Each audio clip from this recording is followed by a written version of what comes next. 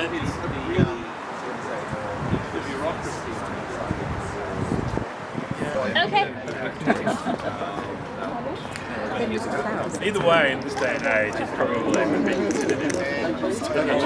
I'll give you the 30-second version. Dad's great, mom's checks the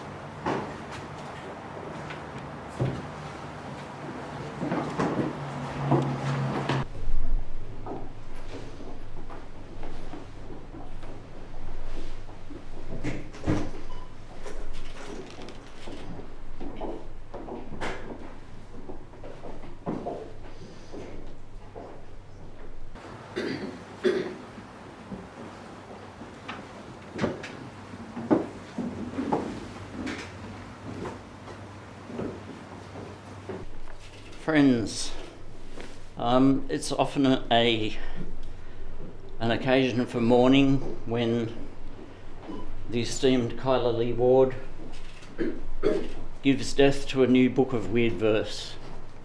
We're gathered today to mourn such a book. Her work itself situates itself in a tradition of such poets as Thomas Lovell Beddoes,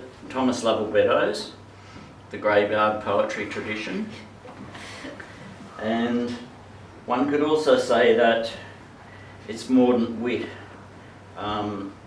is akin to Ambrose Bierce's work in such of his poetic collections as Black Beetles in Amber. Yet Kyla Ward has her own distinctive voice. Her weird verse, well, both really. Nobel Prize winning novelist and playwright Samuel Beckett was more on the mark when he said, "We give birth astride a grave, the light gleams for an instant, and then it is dark once more." It's with this view of life and death that Ward's work is brimful of insight. Her work gives the reader the opportunity to contemplate the larger questions of life and death, to examine our own mortality.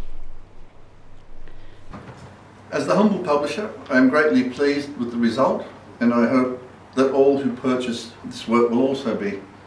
There is too the further magic and insider trader information of knowing that Kyla's book is one of only a few Australian poetry collections of fantasy, the supernatural and the macabre in our country.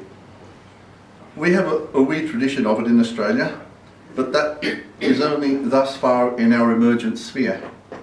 We will just continue to work away at life with process, structure and humanness and foresight, producing beautiful books such as the Macabre Moderne and other Morbidities.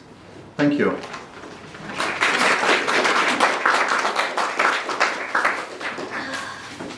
Well, what can I say? I can say thank you, Leigh, for such a beautiful, effusive introduction. Thank you, Danny, for the production of this book has been a long process, and you have persevered and the results are here for all to see. Above all else, he's put up with me. And I'm a person who thought that resurrecting an 800-year-old trope of verse was a good idea. This book has been brewing for a very, very long time. I must, of course, thank my dear David, who also puts up with me.